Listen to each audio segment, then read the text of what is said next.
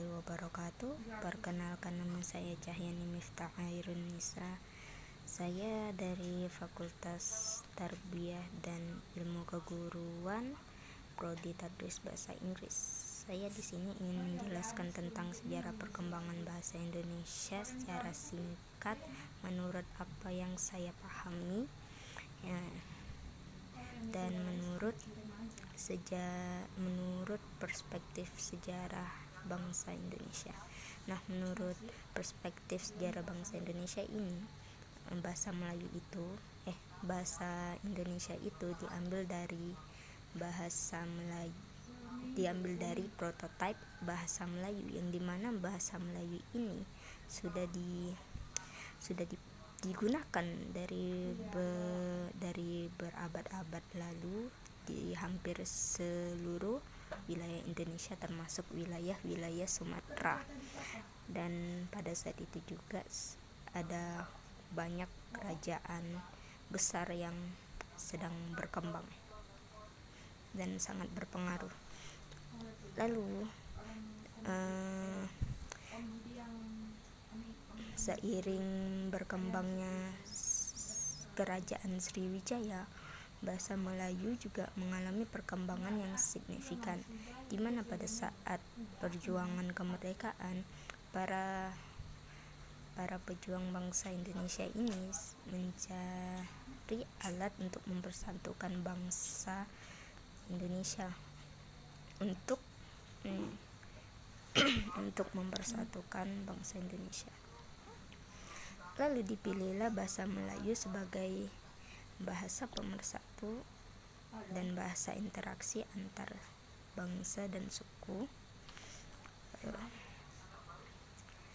dan pada akhirnya bahasa Melayu ini diakui dan menjadi bahasa nasional pada Kongres Pemuda yang diadakan pada tanggal 20 Oktober tahun 1928.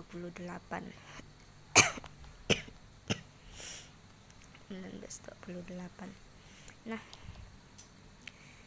kenapa bahasa Melayu itu dipilih sebagai bahasa nasional kita dan bukannya bahasa Jawa atau bahasa Sunda yang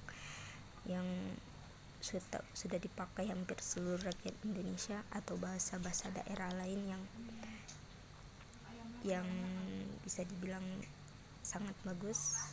Nah, di sini Profesor Slamet Mulyono menegaskan kalau ada beberapa faktor.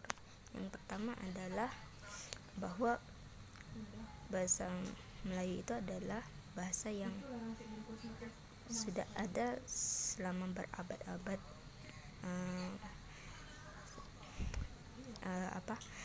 Bahasa Melayu itu adalah bahasa perantara yang sudah dipakai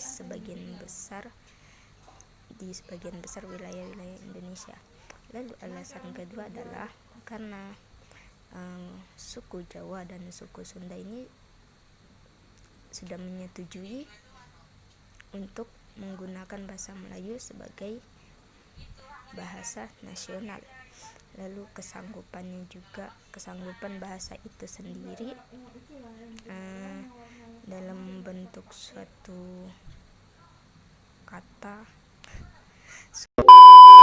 Mungkin itu saja yang dapat saya sampaikan. Mohon maaf bila terdapat banyak kesalahan, karena saya juga masih belajar, dan ya, sudah pasti ada banyak kesalahan dalam video ini, jadi mohon dimaafkan. Assalamualaikum warahmatullahi wabarakatuh.